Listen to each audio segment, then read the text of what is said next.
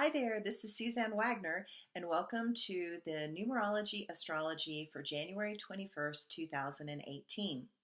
If you add that date all together, you are going to get the number 6. And the number 6 is a number of spirituality, unconditional love, and kindness.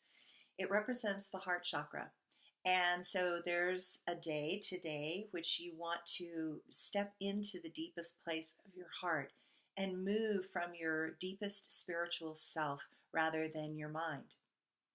So I want you to take some time today to give your spiritual side some energy and time. Know that you can no longer expect the external to reflect to you the values you hold most dear. You have to become the full embodiment and expression of what you cherish and find as the highest value that defines your life and personal gifts. No one can really show us who we are. They can only lead us to the doorways, but we must be willing to walk through. This year, there are going to be many such doors. So take this moment in the day of a number 6 to gather up your courage and know that you will choose to walk through all the doors and past all the obstacles to get to your goal, because your heart is telling you to. When you know that regardless of how something looks, that you will do what it takes to get there, then you learn to trust your deepest self and you know that the external can never define you.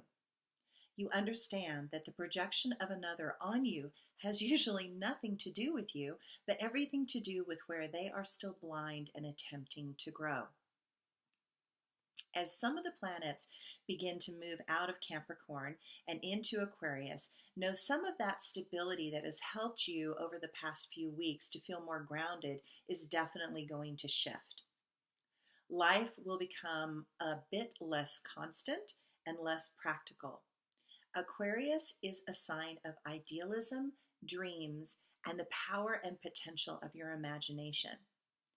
Now, you will not experience a total flight of fancy because there's still enough Capricorn happening to choke a horse, but some ballast in that boat of yours is needed in these stormy waters of life right now. Mars is all about ambition and drive, and Jupiter is all about expansion. Their conjunction is allowing a shift of plans and projects. As they are moving through Scorpio, the themes of sex and power are going to become clearly visible. Let's just say that the revelations have not yet fully become expressed or seen. It's about to get very interesting. As we are headed towards some eclipses at the end of this month, that means that we are feeling the impact of some of them now as they come on. So expect intense reactions and a sobering mood as emotions rise up to be expressed. Use your desire to find balance to be what sustains you through this moment. Meditation is no longer just helpful, but essential to find the equilibrium you are seeking. The moon is in dreamy Pisces all day, and you are tuning into your compassionate heart and your intuitive knowing. The moon aligns with Chiron and connects pleasantly with Pluto, Jupiter, and Mars, opening up many opportunities and possibilities for understanding and cooperation. Optimistic spiritual energy can be brought into your life. Choose to connect to this higher purpose that will help you find and enjoy a feeling of well-being. This is a time for opening your heart and mind so you can allow your more compassionate nature to be freely expressed. You have the sources and the resources. You just need to take the time to tap into them.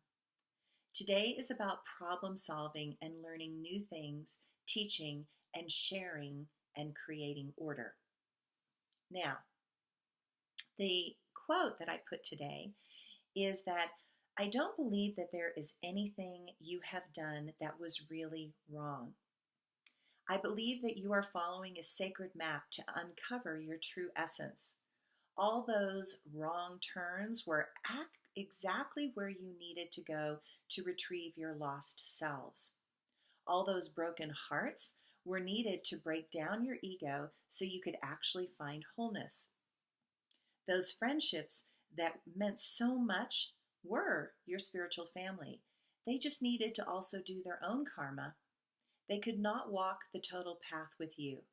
They agreed to give you their gifts, and when you meet them again, you will pick up where you never left off. The blog today. What defines life and consciousness? I believe that you cannot have life without some level of consciousness. A plant is alive and is aware of its surroundings and responds in a conscious way if something like fire is placed close to it. Birds are aware and remember that they are conscious to the aspects of their world that are most important to them. I believe that all things that are alive and have consciousness deserve respect and a bit of awe.